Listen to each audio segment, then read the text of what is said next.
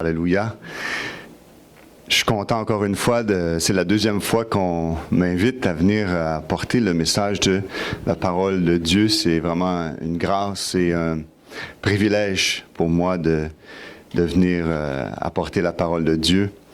Vous savez, c'est une grande responsabilité de prêcher l'Évangile et je bénis Dieu pour cette grâce qu'il m'a fait d'être jugé digne d'apporter sa parole. Moi qui étais moins que rien, Dieu m'a fait la grâce de pouvoir le connaître et le servir. Amen. Gloire à Dieu. Est-ce que vous êtes content d'être ici ce matin? Amen. Quel privilège, quel bon temps dans la présence de Dieu. Vous savez, Dieu siège au milieu des louanges de son peuple. Et c'est vraiment bon de préparer le terrain dans la présence de Dieu, de chanter des cantiques en son honneur. On ne chante pas des chansons pour le Seigneur. On chante des cantiques. Amen.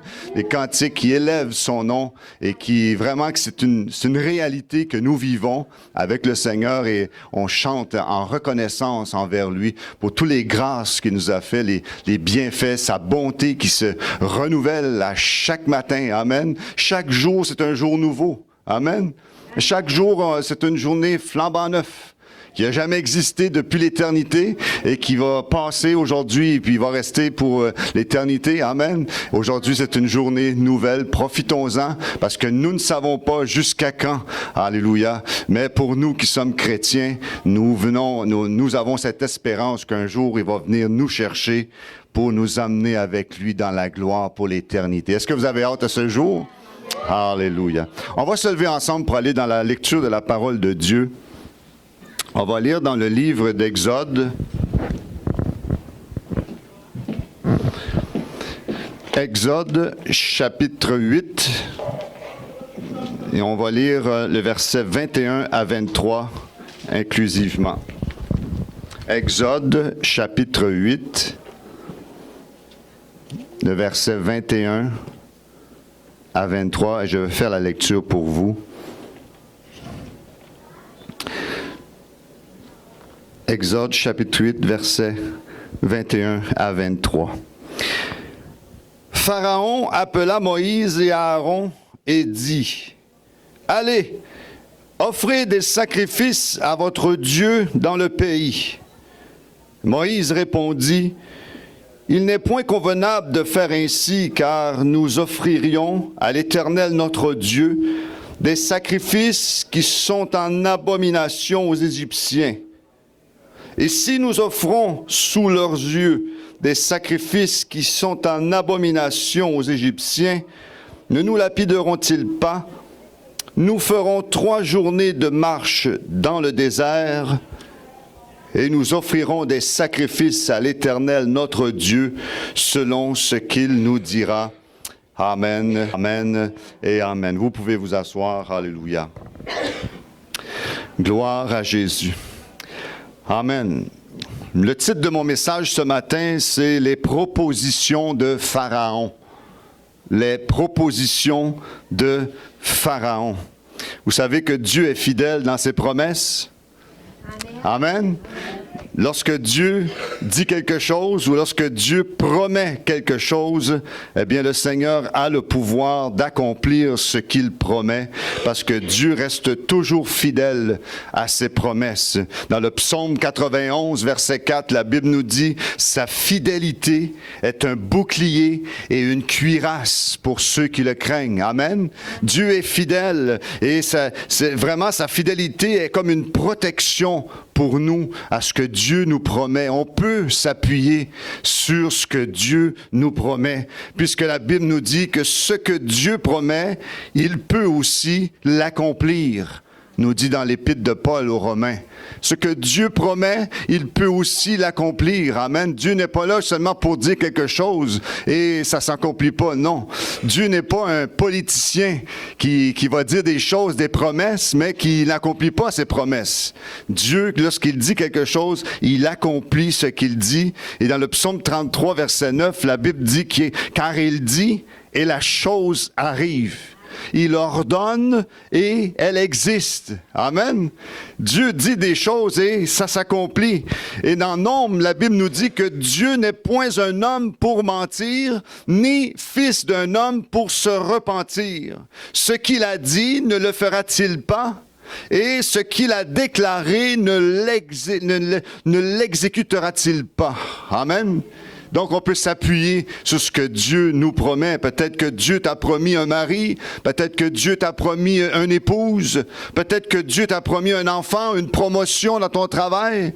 Eh bien, tout ce que tu as à faire, c'est attendre. Parce que si Dieu te l'a dit, Dieu va l'accomplir. Alléluia. Confiez-vous en Dieu de tout votre cœur, de toute votre âme. Vous savez, Abraham, Dieu lui avait promis un enfant de la promesse, Isaac. Mais Abraham a fallu qu'il attende 25 années de sa vie. Et je ne sais pas si vous le savez, mais 25 ans, c'est long pour attendre un enfant. Et il était rendu assez en âge, et sa femme aussi. Et c'était quelque chose comme presque impossible. Mais ce qui est impossible aux hommes, tout est possible à Dieu. Lorsqu'on regarde le peuple d'Israël, Israël en Égypte, pendant 400 années, ils ont été des esclaves. Et malgré que Joseph avait fait beaucoup de bien pour le pays d'Égypte, et on se souvient de l'histoire de Joseph qui a été vendu par ses frères, qui était devenu un serviteur dans la maison de Potiphar et qui a été vraiment maltraité, a été accusé faussement de vouloir s'en prendre à la femme de Potiphar. Il a été jeté en prison. Et de la prison, Dieu s'en est servi pour l'amener justement à la tête du peuple des Égyptiens.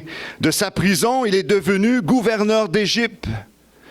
Et l'Égypte a pu survivre à la famine grâce à la sagesse que Dieu avait mis dans Joseph. Amen. Mais la Bible nous dit qu'il s'éleva sur l'Égypte un nouveau roi qui n'avait point connu Joseph. Un nouveau pharaon. Et ce pharaon-là, qu'est-ce qui est arrivé? Il a commencé à maltraiter le peuple d'Israël à Goshen. Et ce nouveau pharaon a établi sur Israël des chefs de corvée afin de l'accabler par des travaux pénibles. Et le peuple d'Israël commençait vraiment à souffrir entre les mains de ce nouveau pharaon qui n'avait pas connu Joseph, tous les bienfaits que Joseph avait faits pour le pays d'Égypte. Et la Bible nous dit que l'on prit en aversion les enfants d'Israël et les Égyptiens réduisirent les enfants d'Israël à une dure servitude. Ils leur rendirent, la Bible dit, la vie amère par de rudes travaux en argile et en briques et par tous les ouvrages des champs. Et c'était avec cruauté qu'ils leur imposaient toutes ces charges. Mais malgré toutes ces choses-là que le peuple d'Israël est en train de vivre, plus qu'on l'accablait, la Bible nous dit, plus il multipliait et s'accroissait. Et lorsque ce pharaon-là a vu cela, il a dit que si on laisse le peuple se multiplier, s'il arrive un jour une révolte, ils vont se révolter contre nous et ils vont nous vaincre. Alors, le grand pharaon de cette époque a donné cet ordre à tout son peuple. Il a dit, vous jeterez dans le fleuve tout garçon qui naîtra et vous laisserez vivre toutes les filles. Et c'est à ce moment-là qu'Israël n'en pouvait plus. Et la Bible nous dit dans Exode chapitre 2, verset 23, que les enfants d'Israël gémissaient sous la servitude et poussaient des cris. Et la Bible nous dit que ces cris que leur arrachait la servitude montèrent jusqu'à Dieu. Et Dieu entendit leurs gémissements et se souvint de son alliance avec Abraham, Isaac et Jacob. Et vous savez que Dieu avait déjà parlé avec Abraham, le patriarche, depuis la Genèse, chapitre 15, verset 13. Voici ce que Dieu avait déclaré à Abraham. Genèse 15, verset 13, il dit « Sache que tes descendants seront étrangers dans un pays qui ne sera point à eux. Ils y seront asservis, et on les opprimera pendant 400 ans. Mais je jugerai la nation à laquelle ils seront asservis et ils sortiront ensuite avec de grandes richesses. Amen. Et ce que Dieu avait promis à Abraham, depuis 400 ans, il avait dit cela à Abraham. Et 400 ans plus tard, la Bible nous dit que lorsque les temps sont accomplis, Dieu a élevé un serviteur, son serviteur Moïse. Et voici ce que Dieu a dit à Moïse dans Exode chapitre 3, verset 7. Il a dit, « J'ai vu la souffrance de mon peuple qui est en Égypte, et j'ai entendu les cris que lui font pousser ses oppresseurs, car je connais ses douleurs. Je suis descendu pour le délivrer de la main des Égyptiens. » Alléluia. Moïse, la Bible nous dit, est retourné en Égypte parce que Moïse avait fui l'Égypte à cause qu'il avait tué un Égyptien. Et pendant 40 ans, il a élevé le troupeau de Laban, son oncle. Et c'est alors que Dieu s'est révélé à Moïse et que Dieu lui a dit ces paroles, qu'il a vu la souffrance, qu'il a entendu les cris et qu'il est maintenant descendu pour aller délivrer son peuple. Et Moïse est retourné en Égypte avec la mission de Dieu dans ses mains pour aller délivrer le peuple d'Israël en esclavage en Égypte. Et la Bible nous dit que Moïse et Aaron, debout devant le grand Pharaon, et voici ce qu'ils lui ont dit, « Laisse aller mon peuple. » Amen. Est-ce que vous êtes avec moi ce matin? Alléluia. Vous savez, il y a beaucoup d'histoires dans la Bible qui sont symboliques, qui sont une représentation spirituelle. Par exemple, Israël, qui était en Égypte, est vraiment un exemple d'un peuple dans l'esclavage du péché. Israël représente un peuple esclave du péché. L'Égypte, nous savons tous que dans la Bible, l'Égypte représente le monde. Le grand Pharaon, lui, représente Satan, le prince de ce monde. Parce qu'à l'époque, c'était lui qui gouvernait le monde, le grand Pharaon. Eh bien, ça représente Satan, le prince de ce monde. Et Moïse, qui est venu comme un libérateur, représente justement Jésus, notre libérateur. Amen. Et la Bible nous dit qu'il y a beaucoup d'autres exemples comme cela, beaucoup d'histoires qui semblent annoncer un événement futur qui va arriver dans le futur. Et lorsqu'on lit l'histoire, les histoires de l'Ancien Testament, sont en train de nous parler de qu'est-ce qui s'en vient dans le Nouveau Testament. C'est pour ça que la Bible, c'est pas seulement le Nouveau Testament qu'il faut lire, mais il faut lire l'Ancien Testament, parce que l'Ancien Testament explique le Nouveau, et le Nouveau Testament révèle l'Ancien Testament. Donc, la Bible se complète ensemble. Amen. Est-ce que vous êtes avec moi ce matin? Et on voit beaucoup d'exemples dans la parole de Dieu, comme Abraham, lorsque Dieu a demandé à Abraham d'aller offrir son fils Isaac sur le mont Morija, eh bien, ça symbolise justement le Père céleste qui allait un jour sacrifier son fils unique pour sauver le monde entier. Amen. Joseph, qui était haï de ses propres frères et qui a été vendu comme un esclave en Égypte, eh bien, cela nous parle justement de Jésus qui a été rejeté par les siens et qui a été vendu par 30 pièces de monnaie. Joseph en Égypte, lorsque Joseph était rendu en Égypte, la Bible nous dit qu'il s'est marié avec une femme païenne. Eh bien, cela, ça représente, pour nous qui sommes enfants de Dieu, dans la parole de Dieu, dans le Nouveau Testament, ça représente que Jésus, puisqu'il a été rejeté par son peuple, qu'est-ce que Jésus a fait? Il s'est tourné vers les nations païennes, justement pour se choisir une épouse qui est l'Église de Jésus-Christ, et nous en faisons tous partie ce matin. Alléluia.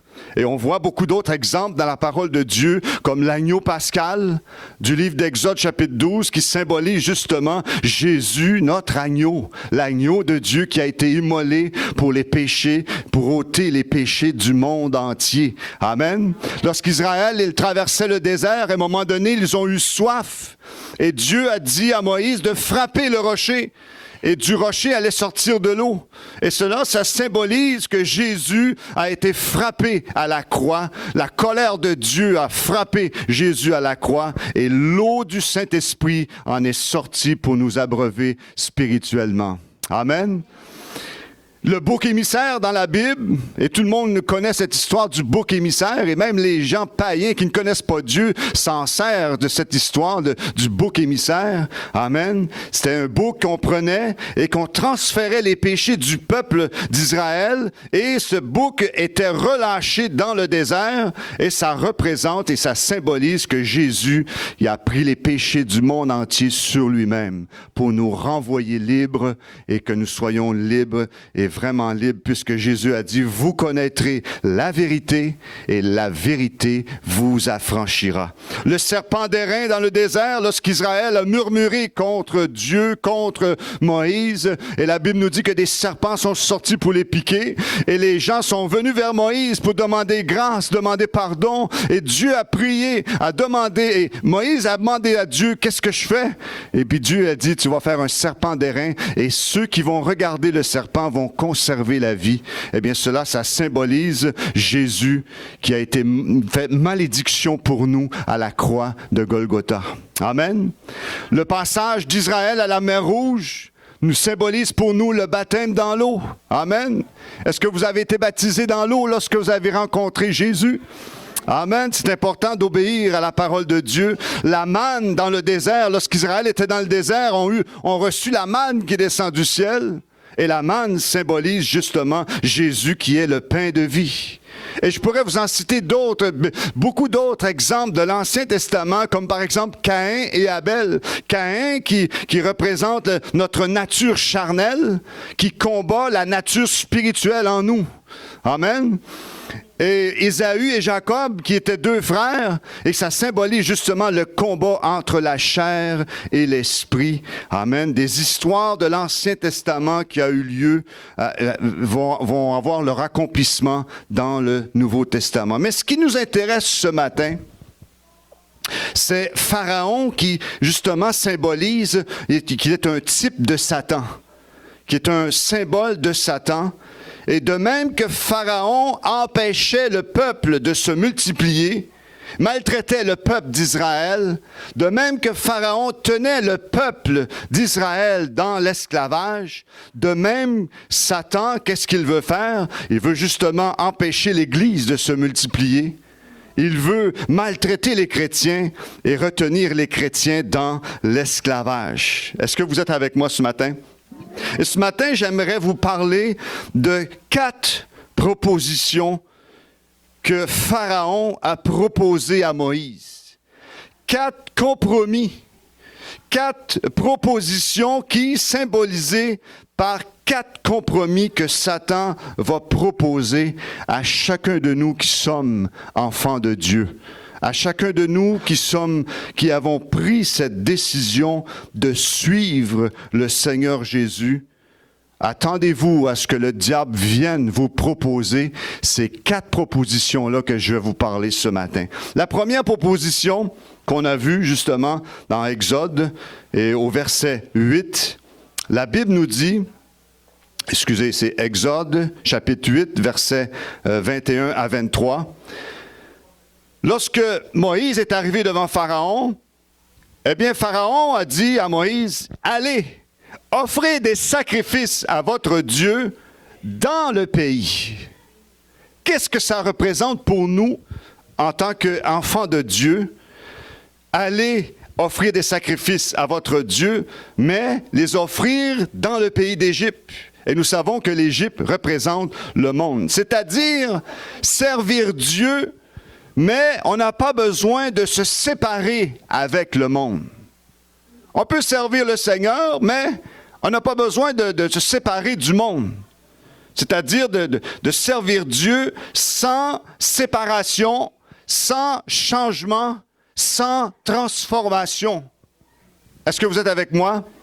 C'est-à-dire de rester chrétien, mais rester dans le monde.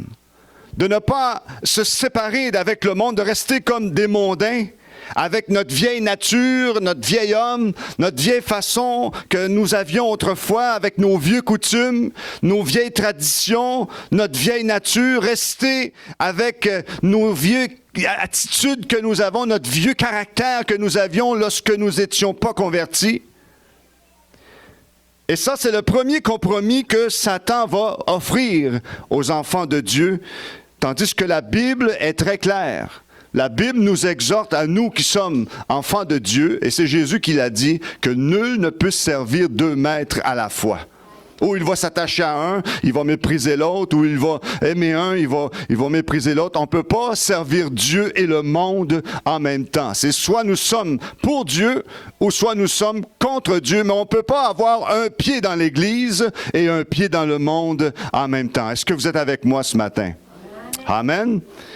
Et la Bible nous exhorte par plusieurs versets. Il nous dit dans 1 Jean chapitre 2, verset 15, justement, « N'aimez point le monde, ni les choses qui sont dans le monde. » Parce que l'amour du Père n'est pas dans ces choses. Et la Bible nous exhorte de ne pas aimer ce monde. Non pas de les haïr, de les aimer pour les amener à Christ, mais ne pas se conformer, justement, Romains chapitre 12, de ne pas se conformer au siècle présent dans lequel nous sommes.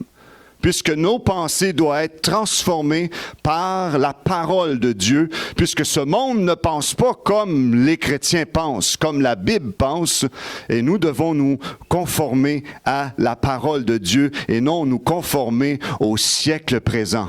Amen. Et Paul a dit dans 2 Corinthiens chapitre 6, verset 17, il nous a exhortés en nous disant de sortir du milieu d'eux et de se séparer du monde. Vous savez, le mot sanctification veut dire séparer, séparation. Nous avons été pris dans le monde, mais nous ne faisons plus partie de ce monde maintenant. Nous faisons partie de la famille de Dieu. Nous sommes le peuple de Dieu. Et le diable va se servir justement, il va nous venir et nous chuchoter à l'oreille. Oui, tu peux servir ton Dieu, tu peux offrir des sacrifices à ton Dieu, mais tu n'as pas besoin de te séparer du monde. C'est ce qu'il va venir faire. Et la conséquence tragique de cette première proposition, c'est que ça va faire que les chrétiens vont devenir des participants aux activités du monde. Ça devient des chrétiens mélangés avec le monde. Et les chrétiens vont venir le samedi soir, ils vont aller dans les discothèques, dans les clubs, et le dimanche matin, ils vont venir à l'église lever les mains comme si rien n'était. Amen. Et finalement, on ne voit pas la différence maintenant entre le chrétien et les gens du monde. On ne la voit plus. Ça fait que les chrétiens, ils vont parler plus de sport, de hockey, de baseball, et qu'ils vont parler du Seigneur. Et si vous voulez connaître qu'est-ce qu'il y a dans le cœur d'une personne, c'est écoutez-le parler. Et vous allez voir qu'est-ce qu'il dit, c'est ce qu'il y a vraiment dans son cœur. Si la personne parle juste de Jésus, c'est parce qu'il a Jésus dans sa vie. Amen. Mais si la personne est toujours en train de parler de sport, il connaît plus les joueurs de hockey que tous les personnages de la Bible, c'est qu'il y a un problème quelque part. Amen. Il faut qu'il y ait une séparation, il faut abandonner les choses du monde pour s'attacher justement au Seigneur. Amen. Pour s'attacher aux choses de Dieu, les choses spirituelles. Le vrai chrétien doit vraiment marcher dans la parole de Dieu et marcher en séparation avec le monde. Et malheureusement, les personnes qui ne fassent pas cette différence, ne se séparent pas du monde, ça fait des chrétiens mondains, des chrétiens de nom. Ils portent le nom de chrétiens, mais ils n'ont pas vraiment de fondation dans leur cœur. Ils ne sont pas vraiment fondés dans la parole de Dieu. Ça fait des chrétiens tièdes, des chrétiens du dimanche, des chrétiens charnels et des chrétiens qui sont sans conviction. Vous savez, la Bible nous parle des comportements païens dans Éphésiens, chapitre 4, verset 17, et je vais le lire pour vous. Et voici ce que Paul dit aux Éphésiens. Il dit, « Voici donc ce que je dis et ce que je déclare dans le Seigneur, c'est que vous ne devez plus marcher comme les païens. » Amen. La Bible nous exhorte, à nous qui sommes enfants de Dieu, que nous ne devons plus marcher comme les païens, comme nous marchions autrefois. Mais nous devons marcher en nouveauté de vie dans le Seigneur. Les païens qui marchent justement selon la vanité de leurs pensées, Pourquoi? Parce qu'ils ont l'intelligence obscurcie, ils sont étrangers à la vie de Dieu à cause de l'ignorance qui est en eux, à cause de l'endurcissement de leur cœur. Ayant perdu tout sentiment, ils se sont livrés à la dissolution pour commettre toute espèce d'impureté jointe à la cupidité. Et maintenant, on voit le monde qui vit dans le dérèglement, dans le paganisme, dans l'endurcissement, dans l'humanisme, dans toutes sortes de religions, dans toutes sortes de choses. Et vraiment, on vit dans un siècle mélangé. Les gens croient à toutes sortes de choses, des religions qui sortent à gauche, à droite. Et nous sommes la lumière de ce monde et nous devons nous séparer du monde pour leur montrer quel est vraiment un chrétien. Puisque ces chrétiens, les chrétiens d'aujourd'hui ne se sont pas séparés avec le monde, puisqu'ils aiment le monde et les choses du monde, puisqu'ils se sont conformés justement au siècle présent, eh bien, la Bible nous dit qu'ils sont devenus des adultères spirituels. Et ça, c'est Jacques qui nous le dit dans son épître, chapitre 4, verset 4. Il dit, « Adultères que vous êtes, ne savez-vous pas que l'amour du monde est inimitié contre Dieu? Celui donc qui veut être ami du monde se rend ennemi de Dieu. » Ça, c'est la première proposition que Pharaon a dit à Moïse, « Offrez des sacrifices, mais restez dans le pays d'Égypte. » La deuxième proposition que Pharaon a offert à Moïse, voici ce qu'il a dit au verset 24. Il a dit, Pharaon a dit, « Je vous laisserai aller pour offrir à l'Éternel, votre Dieu, des sacrifices dans le désert. Seulement, ne vous éloignez pas en y allant. Priez pour moi. » Qu'est-ce que ça veut dire pour nous ce matin? Cette proposition que Pharaon donne à Moïse en disant « Seulement, ne vous éloignez pas en y allant. » Amen. C'est comme si je vois cela comme tu veux suivre le Seigneur, tu veux marcher avec Dieu, maintenant que tu as Jésus dans ta vie, mais c'est comme si le diable va te chuchoter à l'oreille de ne pas aller trop loin dans ta marche chrétienne avec Dieu. Amen. Ne vous impliquez pas trop dans le service de l'Église. Priez pas trop. Devenez pas trop spirituel. Ne soyez pas trop fanatique pour Jésus. C'est un peu ce que le diable, c'est un peu ce que Pharaon a proposé à Moïse. Oh, vous pouvez aller à offrir des sacrifices à votre Dieu. Vous pouvez aller servir l'Éternel, mais n'allez pas trop loin dans votre marche avec le Seigneur. Amen. Et un des plans de Satan, c'est justement de ralentir le chrétien, de l'empêcher d'avancer, de faire des progrès spirituellement. La Bible nous dit que si notre évangile est encore voilé, elle est voilée pour ceux qui périssent, pour les incrédules dont le Dieu de ce siècle a aveuglé l'intelligence afin qu'ils ne vissent pas briller la splendeur de l'évangile de la gloire de Christ qui est l'image de Dieu. Amen. Satan aveugle l'intelligence. Ils veulent aveugler l'intelligence, empêcher de voir briller la splendeur de l'Évangile, les trésors qui sont dans la parole de Dieu. Il va essayer de tout faire pour t'empêcher de venir justement au culte, de venir le dimanche matin ou de venir dans l'étude de la parole de Dieu dans la semaine. Il va tout mettre des obstacles sur ta vie, sur ton chemin, pour t'empêcher d'avancer dans le Seigneur, de faire des progrès, de grandir spirituellement. Satan veut empêcher les chrétiens, justement, de faire des progrès dans leur marche avec Dieu. Il veut empêcher les chrétiens de croître spirituellement. Et voici ce qu'il propose aux chrétiens. Il dit, OK, tu as franchi l'étape de la repentance, tu as franchi l'étape de la conversion, de la nouvelle naissance, tu as passé par les eaux du baptême, tu as commencé à te séparer du monde, mais n'allez pas trop loin dans votre marche. Restez dans le même point que vous êtes. Vous n'avez pas besoin de devenir trop chrétien ou trop fanatique ou trop zélé pour le Seigneur. Tandis que la Bible nous exhorte à nous, enfants de Dieu, de travailler, 1 Corinthiens chapitre 15, verset 58, de travailler de mieux en mieux à l'œuvre du Seigneur. Amen. 1 Thessaloniciens chapitre 4, verset 1er, la Bible nous dit de marcher de progrès en progrès. Amen, de faire des progrès dans notre marche, de marcher de progrès en progrès. Dans 2 Pierre chapitre 3, verset 8, Pierre nous dit « Croissez dans la grâce et dans la connaissance ». Il faut grandir. Il y a des chrétiens qui ont oublié de grandir. Ils sont entrés par la porte étroite. Ils sont assis dans l'église, mais ils ont oublié de faire des progrès spirituellement. Et on les voit après 5 ans, après 10 ans, après 15 ans, on les voit qui sont encore dans les mêmes problèmes qu'ils avaient v'là 10 ans passés. Ils ont oublié de grandir et c'est pas normal qu'un chrétien, après 4-5 ans de marche avec le Seigneur, qui est encore au pablum, qu'on est encore obligé de lui donner encore du lait, qu'on peut même pas les exhorter avec de la nourriture solide pour qu'ils puissent grandir spirituellement. Est-ce que vous êtes avec moi ce matin? Le Seigneur veut que nous fassions des progrès à la manière justement de Samuel. Samuel qui a été juge, prophète et sacrificateur en même temps. Il a fait des progrès avec sa marche avec Dieu. David est sorti derrière le troupeau des moutons pour devenir le grand roi d'Israël. Amen. Joseph est sorti du fond de sa prison de l'Égypte pour devenir justement le gouverneur de l'Égypte.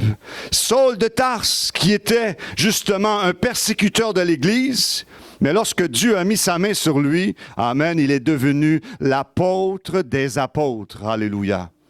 Dieu nous appelle à faire des progressions. Vous savez, dans l'Ancien Testament, il y avait le tabernacle que Dieu avait donné l'ordre à Moïse de construire dans le désert. Et dans ce tabernacle-là, il y avait 3 parties. Il y avait le parvis extérieur, le lieu saint et le lieu très saint. Et cela, ça nous parle justement d'une progression spirituelle. Lorsqu'on marche avec le Seigneur, nous devons croître dans les œuvres de Dieu. Le parvis extérieur nous parle justement de notre conversion à l'autel de Golgotha. Le lieu saint nous parle de notre engagement que nous avons envers l'Église, envers les frères, envers les sœurs, amen, notre fidélité envers la marche avec le Seigneur. Et le lieu très saint nous parle justement de notre consécration que nous devons avoir, entretenir jour après jour avec notre Seigneur Jésus-Christ. Amen. Mais le diable ne veut pas que nous fassions des progrès, des progressions spirituelles, et il veut que nous restions assis pour rien faire. Restions comme des gagas spirituels et restions comme des infirmes dans l'Évangile. N'allez pas trop loin, ne vous éloignez pas en y allant. Et c'est la deuxième proposition que Pharaon a proposée à Moïse et que le diable, justement, veut nous proposer à nous qui sommes des enfants de Dieu. La troisième proposition, c'est dans Exode chapitre 10, verset 10. Je fais la lecture pour vous. Et lorsque Moïse est arrivé encore une fois, vous savez que Moïse est arrivé plusieurs fois devant Pharaon pour lui dire « Laisse aller mon peuple » pour que nous allions servir notre Dieu dans le désert. Et puis à chaque fois, Pharaon leur proposait des choses. Et voici la troisième proposition que Pharaon propose à Moïse. Pharaon leur dit « Que l'Éternel soit avec vous, tout comme je vais vous laisser aller, vous et vos enfants. Prenez garde, car le malheur est devant vous. Non, non, allez vous les hommes et servez l'Éternel, car c'est là ce que vous avez demandé. » Et l'on les chassa de la présence de Pharaon. La première chose que je vois dans ce verset, c'est « Prenez garde, car le malheur est devant vous. » Ça, j'appelle cela la voie de la peur. Amen. La voie de la peur, la voie de l'intimidation. Et Satan utilise toujours cette tactique pour nous faire peur, pour nous intimider. Et souvent, il réussit à paralyser ses victimes avec la peur. Amen. La peur du lendemain, la peur d'échouer, la peur d'être ridiculisé. Qu'est-ce que les autres vont dire? La peur de tout prendre, de tout perdre. Voilà ce qu'il va chuchoter à notre oreille. Et de si tu sers le Seigneur, tu vas tout perdre. On va se moquer de toi, tu vas perdre ta réputation, tu vas perdre ton argent, on va prendre tout ton argent. Amen. C'est ce que le diable va chuchoter aux oreilles des jeunes chrétiens. Et nous qui sommes enfants de Dieu, qui sommes matures dans l'Évangile, On va te persécuter, le monde va t'haïr, tu ne pourras plus boire, tu ne pourras plus aller danser, tu ne pourras plus sortir avec tes amis, tu vas tout perdre. Et c'est cela, la voix de la peur. Prenez garde, car le malheur est devant vous. Et vous savez que la Bible nous parle d'une histoire qui est arrivée avec le peuple d'Israël. Ils avaient 12 espions qui sont partis pour aller espionner le pays de Canaan. Et lorsqu'ils sont revenus, parmi ces 12 espions, 10 ont réussi à influencer le peuple justement par des paroles de peur. Et voici ce qu'ils ont dit. « Nous ne pouvons pas monter contre ce peuple car il est plus fort que nous. Tous ceux que nous y avons vus sont des hommes de haute taille. Et nous y avons vu les géants, enfants d'Anak, de la race des géants. Et nous étions à nos yeux et à leurs yeux comme des sauterelles. » Et vous savez la conséquence qui est arrivée. Tout Israël a commencé à murmurer contre Moïse, contre Aaron. Et Dieu les a punis. Il les a fait retourner dans le désert.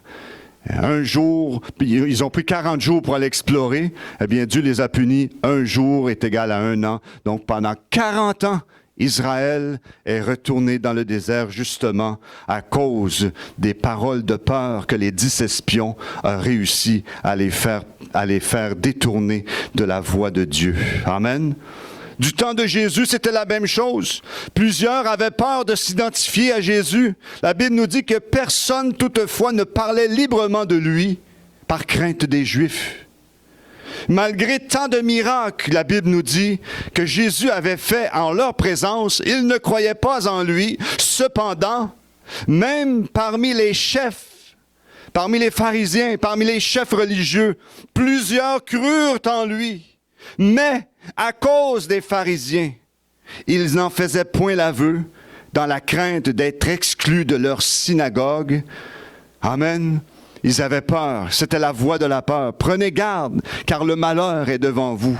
Et dans ce verset-là aussi, on voit une deuxième chose que Pharaon offre à Moïse. Il dit, qui sont ceux qui vont aller offrir des sacrifices? Et là, Moïse a répondu dans le verset 9, il dit, nous irons avec nos enfants et nos vieillards, avec nos fils et nos filles, avec nos brebis et nos bœufs, car c'est pour nous une fête en l'honneur de l'Éternel. Et tout à coup, la Bible nous dit que Pharaon a changé d'idée. Il a opté pour retenir les enfants en Égypte. Il a dit, non, non, allez vous les hommes et servez l'Éternel, car c'est là ce que vous avez demandé. Laissez les enfants derrière. Retenir les enfants en esclaves dans le monde, et certainement que les parents vont revenir pour les chercher. Et je bénis Dieu ce matin lorsque je voyais la rangée des enfants ici, qu'ils allaient pour à l'école du dimanche. C'est très important d'instruire l'enfant. La Bible nous exhorte d'instruire l'enfant selon la voie qu'il doit suivre, et quand il sera vieux, il ne s'en détournera pas. Amen. C'est très important de ne pas laisser les enfants à l'extérieur, mais de les amener au culte le dimanche matin, et même s'il est possible de l'emmener à l'étude de la parole de Dieu les mardis ou les mercredis, de les amener à l'école du dimanche, de les placer là. Je voyais une bénédiction, parce que eux, c'est l'Église d'aujourd'hui et de demain aussi. Parce que nous, si le Seigneur ne revient pas nous chercher présentement, eh bien, nous allons passer, nous allons mourir. Et qui va rester? Ce sont eux que nous allons instruire aujourd'hui. Amen. C'est eux les enfants. Jésus, voyant cela, fut indigné lorsque les enfants allaient vers Jésus et ses disciples ne voulaient pas. Et Jésus leur dit, laissez venir à moi les petits-enfants et ne les en empêchez pas, car le royaume de Dieu est pour ceux qui le ressemblent. Dans l'Ancien Testament, voici ce que Dieu a déclaré à Israël. Il a dit seulement, prends garde à toi et veille attentivement sur ton âme tous les jours de ta vie, de peur que tu n'oublies les choses que tes yeux ont vues et qu'elles ne sortent de ton cœur. Et voici ce que Dieu a dit à Israël. Il a dit, enseigne-les à tes enfants et aux enfants de tes enfants. Amen. Mais Israël a négligé ce commandement. Puisque la Bible nous dit que lorsque la génération de Josué qui ont passé dans le pays de Canaan sont tous décédés, la Bible nous dit que la nouvelle génération ne connaissait pas l'Éternel et ils ont abandonné l'Éternel. C'est important d'instruire les enfants et c'est une bénédiction d'avoir dans chaque église l'école du dimanche. Parce que le Seigneur peut toucher leur cœur. Et la Bible dit que la parole de Dieu ne revient pas à lui sans avoir accompli sa volonté. Laissez les enfants derrière en Égypte. Ne pas les enseigner à l'école du dimanche, ne pas leur faire connaître l'Évangile. Laissez-leur faire ce qu'ils veulent. Vous allez voir demain une génération de chrétiens christianisés et mondanisés. Des chrétiens comme Ésaü qui vont mépriser leurs droits d'aînesse. Ils vont faire ce qu'ils veulent dans l'Église. Si on ne les instruit pas, si on ne les enseigne pas, ils vont venir à l'Église pour cotiser les femmes. Ils vont venir à l'Église puis ils vont mépriser l'autorité. Ils ne respecteront même pas les personnes, les grandes personnes. Ils n'auront même pas la crainte de Dieu si on néglige cette partie qui est très importante, nos enfants, de les instruire selon la voie qu'ils doivent suivre. Souvent, on peut penser que les enfants ne sont pas utiles dans l'œuvre de Dieu. Parce qu'on va se dire, ils sont trop petits, ils sont trop jeunes, et ils manquent de maturité. Mais souvenez-vous que Dieu a utilisé une petite fille pour que Naaman puisse recevoir la guérison de sa lèpre. Souvenez-vous que c'est un petit garçon qui avait 5 pains d'orge et 2 poissons que Jésus a utilisés pour donner de la nourriture à 5000 personnes. Souvenez-vous dans le psaume chapitre 8, verset 3, qu'il est dit « Par la bouche des enfants et de ceux qui sont à la mamelle, tu as fondé ta gloire pour confondre tes adversaires, pour imposer silence à l'ennemi et aux vindicatifs. » Vous savez, si Samuel est devenu un grand homme de Dieu, c'est parce qu'il a commencé à parler avec lui depuis qu'il était un enfant. Si Josué a pu succéder à Moïse, c'est parce qu'il était dans la tente de Moïse depuis qu'il était un enfant. Si Dieu a pu utiliser puissamment Timothée, c'est parce que depuis qu'il était jeune, Timothée était avec l'apôtre Paul. Il a même été appelé l'enfant légitime de l'apôtre Paul pour continuer l'œuvre du Seigneur. Et vous savez, la Bible nous dit une prophétie concernant la jeunesse. Dans Actes des Apôtres, chapitre 2, verset 17, il dit « Car dans les derniers jours, dit Dieu, je répandrai mon esprit sur toute chair. Vos fils et vos filles prophétiseront. Vos jeunes gens auront des visions et vos vieillards auront des songes. » Amen. Depuis que nous laissons nos enfants en Égypte, que nous ne les amenons pas avec nous à l'Église, eh bien, Satan va justement les influencer, les séduire, les détourner pour leur faire voir que le péché, c'est normal, que c'est les parents qui sont démodés. Ils vont grandir dans l'ignorance. Ils n'aimeront pas venir à l'Église. Ils vont préférer le monde à l'Église. Et ce qui va faire demain une Église tiède, charnelle, matérialisée et sans successeur. Amen. Et nous sommes rendus à la dernière proposition. Je ne sais pas jusqu'à quel temps j'ai. Jusqu'à midi, OK. J'étais juste dans mon introduction. Non, c'est pas vrai. 4e proposition que Pharaon a proposée à Moïse, c'est dans Exode chapitre 10, verset 24. Pharaon appela Moïse et dit « Allez, servez l'Éternel. Il n'y aura que vos brebis et vos bœufs qui resteront, et vos enfants pourront aller avec vous. » Maintenant, Pharaon a changé d'idée. Maintenant, ce n'est plus les enfants qu'il va garder, mais ce sont les brebis et les bœufs. Et vous pouvez aller servir l'Éternel comme vous avez pensé. Et vos enfants aussi vont vous suivre. Et qu'est-ce que ça veut dire pour nous? Ça veut dire servir Dieu, mais sans offrir des sacrifices. Amen. Servir Dieu, c'est comme si on dirait adorer Dieu, mais sans louange, sans cantique. C'est comme impossible. Amen. C'est comme faire des réunions de prière, mais sans invoquer le nom de Dieu. C'est un peu difficile. Ou faire de l'évangélisation, mais sans parler de Jésus. Là aussi, c'est encore impossible. Vouloir la puissance de Dieu sans passer par la croix. Amen. Vous voulez la puissance du Seigneur dans votre vie, mais il faut passer par le renoncement, par la croix. Si quelqu'un veut me suivre, dit Jésus, qu'il renonce à lui-même, qu'il se charge chaque jour de sa croix et qu'il me suive. Entrer dans le royaume de Dieu, mais sans passer par la nouvelle naissance, c'est impossible. Amen. Allez, comme dit Pharaon à Moïse, allez servir l'Éternel sans sacrifice. Ça veut dire servir Dieu sans passer par les sacrifices. Amen. Servir Dieu sans principe, sans fondement, sans culte, sans adoration, sans rendre grâce à Dieu, sans action de grâce, sans reconnaissance, sans remerciement, sans confession, sans gratitude. Et voici ce que David a déclaré un jour à Arana pour faire cesser la plaie qui attaquait son pays. La Bible nous dit dans 2 Samuel chapitre 24, verset 24, voici ce que David a dit, « Je n'offrirai point à l'Éternel mon Dieu des holocaustes qui ne me coûtent rien. » Amen. Il faut offrir à Dieu des sacrifices. Vous savez que dans l'Ancien Testament, le peuple d'Israël avait 5 sacrifices à offrir à l'Éternel.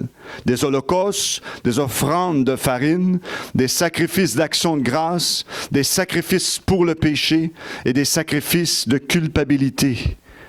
Mais nous qui sommes devenus chrétiens, sous la nouvelle alliance, nous savons que Jésus est notre sacrifice. Amen. Mais nous avons des sacrifices aussi à offrir à notre Dieu.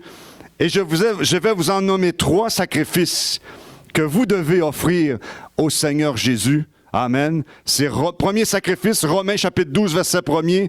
L'apôtre Paul nous exhorte, « Je vous exhorte donc, frères, par les compassions de Dieu, à offrir vos corps comme un sacrifice vivant, saint, agréable à Dieu, ce qui sera de votre part un culte raisonnable. » Amen. Notre premier sacrifice que nous devons offrir, ce n'est pas des bœufs, ni des taureaux, ni des boucs, ni des pigeons, mais notre premier sacrifice que nous devons offrir, nous en tant qu'enfants de Dieu, c'est notre corps. Amen. Puisque la Bible nous dit, nous sommes le temple du Saint-Esprit, une habitation de Dieu en esprit. Amen. On ne peut pas faire ce que l'on veut avec notre corps. Amen. On ne peut pas regarder n'importe quoi. On ne peut pas écouter n'importe quoi. On ne peut pas marcher n'importe comment. On ne peut pas toucher n'importe quoi. L'apôtre Paul a dit, « Je traite durement mon corps et je le tiens assujetti de peur d'être moi-même rejeté après avoir prêché aux autres. » Amen. Notre premier sacrifice pour nous, enfants de Dieu, c'est notre corps. Romains chapitre 12, verset 1er. Le deuxième sacrifice que nous devons offrir au Seigneur, c'est Hébreux chapitre 13, verset 16. Il nous dit, « Et n'oubliez pas la bienfaisance et la libéralité, car c'est à de tels sacrifices que Dieu prend plaisir. » Amen. Les offrandes que nous faisons à l'Église, c'est comme un sacrifice de bonne odeur, un parfum d'une agréable odeur que Dieu accepte et qui est agréable au Seigneur. Amen. Donner à Dieu la priorité dans nos finances. Amen. C'est Dieu qui doit avoir la priorité, puisque si nous avons la santé d'aller travailler, c'est que Dieu nous accorde la vie et la santé d'aller travailler. Donc, il doit avoir tout ce que nous avons appartient au Seigneur. Amen. Donner à Dieu la priorité sur notre portefeuille. Souvent, il y a des gens qui se convertissent, mais ça prend des années avant que le portefeuille se convertisse aussi. Amen. Et souvent, l'argent est un problème dans l'Église. Lorsqu'on parle de l'argent, les gens regardent d'une façon, tu veux mon argent? Hein? Non.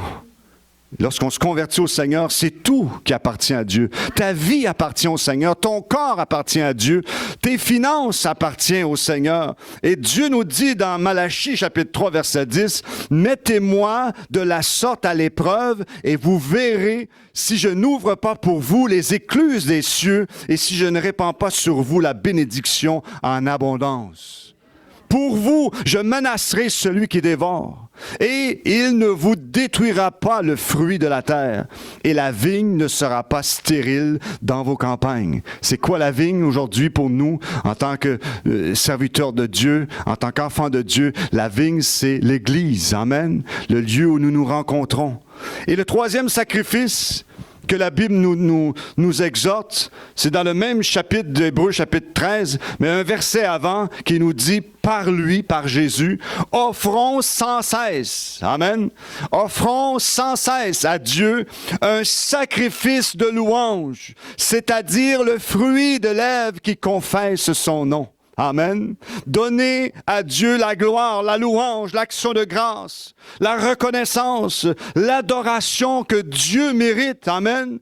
Mais en toutes ces choses, faites connaître à Dieu vos besoins par des prières, des supplications, avec des actions de grâce. Amen. C'est important de donner la gloire à Dieu, de remercier le Seigneur parce que Dieu nous garde chaque jour. Dieu nous protège, Dieu nous dirige, Dieu nous fortifie, Dieu nous donne la victoire, Dieu nous soutient. Amen. Dans tout ce que nous faisons, Dieu est là avec nous tous les jours jusqu'à la fin du monde, parce qu'il nous a sauvés pour nous garder près de lui. Il nous a rachetés, il nous a sanctifiés, et même parfois et souvent, Dieu va combattre pour nous contre nos ennemis. Amen. Donc c'est important de donner toute la gloire à Dieu, le remercier dans les moindres petites choses, parce que Dieu prend soin de chacun de nous et il nous fait du bien. Et de ces trois sacrifices, la consécration des chrétiens, les offrandes faites à Dieu et à son Église et les actions de grâce, ils sont indispensables à l'Église. Amen. Et si vous en êtes négligé là-dedans, eh bien, il va y avoir quelque chose qui va manquer pour la croissance spirituelle de l'Assemblée. Amen. Vous prenez une assemblée qui n'a pas de louange, qui n'a pas d'adoration, ça va être sec. Amen. C'était bien ce matin de rentrer dans la présence de Dieu avec des cantiques, des louanges pour l'adorer et le reconnaître comme étant notre Dieu. C'était bien aussi de prendre nos offrandes pour l'avancement de l'œuvre de Dieu, parce que ce n'est pas les gouvernements qui vont venir fournir l'argent pour nous encourager. Justement, les gouvernements sont contre ce que nous faisons, puisque les gouvernements appartiennent au diable, puisque la Bible dit que Satan il règne, c'est le prince de ce monde de ténèbres, c'est lui qui dirige. Dans les coulisses de ce monde, il y a le diable et ses démons qui est en train d'influencer les gouvernements du monde pour qu'ils puissent justement passer des lois qui sont anti-bibliques. Et comme on le voit aujourd'hui dans notre génération. Amen. Mais vous savez, Moïse n'a pas accepté les propositions de Pharaon. Moïse s'est tenu ferme devant les propositions de Pharaon. Les 4 propositions que nous avons vues ce matin, ce sont 4 propositions que je suis sûr qui vous a été proposé durant votre marche avec le Seigneur, c'est-à-dire servir Dieu en Égypte sans se séparer du monde, servir Dieu sans progression, en restant la même chose que nous étions autrefois, servir Dieu dans l'espoir de retourner en Égypte, aller rechercher nos enfants, de laisser nos enfants en Égypte, et servir Dieu sans sacrifice. Et si on se laisse influencer par ces 4 propositions que Pharaon a offertes justement à Moïse, eh bien, pour nous qui sommes enfants de Dieu, ce sera une faillite spirituelle. Amen. Amen. Amen. Alléluia. Mais Moïse n'a pas accepté les propositions de Pharaon. Et à chaque proposition, Moïse est resté ferme, sans broncher. Et c'est cela qu'aujourd'hui nous avons besoin de voir, des chrétiens qui sont fermes dans le Seigneur et qui restent sur la base de la doctrine de la parole de Dieu. Et je conclus avec ce verset de l'apôtre Paul dans l'Épître aux Galates, chapitre 6, verset 14. Voici ce que Paul a déclaré. « Pour ce qui me concerne, loin de moi la pensée de me glorifier d'autre chose que de la croix de notre Seigneur Jésus-Christ, par qui le monde est crucifié pour moi, comme je le suis pour le monde. Christ est ma vie, et la mort m'est un gain. » Amen. Baissons nos têtes et prions le Seigneur.